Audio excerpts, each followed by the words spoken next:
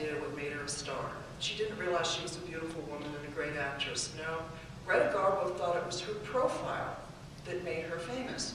And in the movie that made her a big star, there was one profile shot by a certain cameraman. And she made sure that every movie after that, she was always shot from that side with this particular cameraman. She brought him to every single movie, and he took all those pictures, right? Well, imagine the seventh session in Greta Garbo. Oh dear. Dr. Rolf changed her profile, you bet.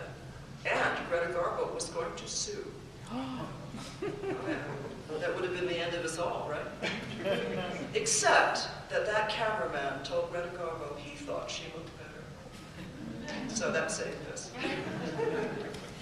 She also said that Fred Astaire had knees.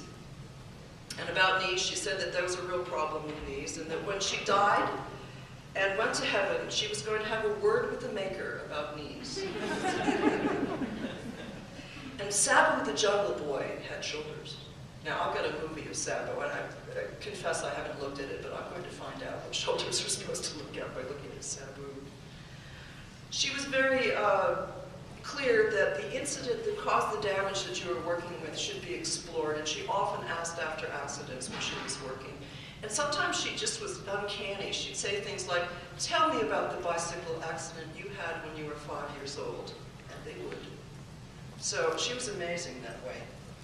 She said that you couldn't really get your Rolfing done unless the history came to consciousness. You didn't have to yell about it, but coming to consciousness was important.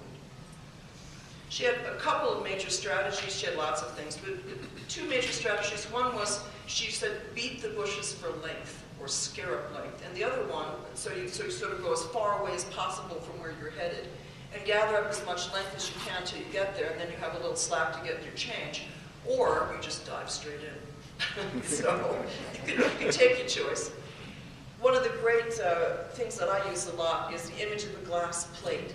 And if you stand someone up and run that plate back and forth this way across the body, and you come across where you think the trouble is, if you line everything up and down along that glass plate, you've got a session. So it sort of tells you where all the related compensations might have settled to. And I think that's very handy for you to hear. She had a session she did once, a third hour that was very strange, and I think she's repeated this in more than one class, where she said, "I'm going to show you a third hour," and she simply took her knuckles like this and went like that, all the way up the body every few inches. Gosh darn, it was a third hour line. It was amazing. There's also a 10th hour wiggle. You all know about the 10th hour wiggle for checking to see if your 10th hour is done? You come up, stand up on the table behind the person, boost up on the skull and shake from side to side. The spine looks like a snake, just like that if you got it all free all the way down. So that's her 10th hour wiggle.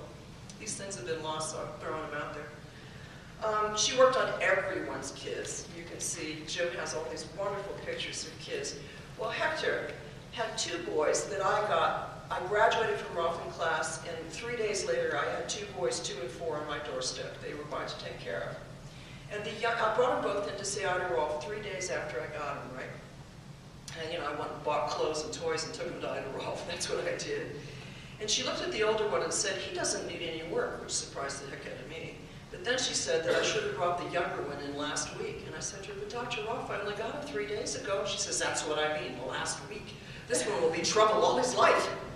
She was right.